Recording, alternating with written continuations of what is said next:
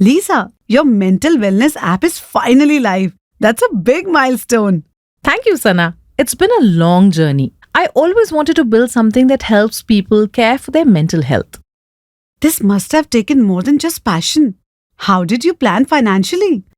I invested with a clear goal in mind. I considered equity mutual funds for potential long-term growth, including large cap funds that invest in well-established companies, which are the top 100 companies by market capitalization based on my risk appetite and time horizon. So it was about focusing on the bigger picture. Exactly. Staying consistent and patient may help over time. It's important to align investments with your goals, risk profile, and investment horizon. On top of investment की हर जानकारी, progressive and focused है ये extraordinary.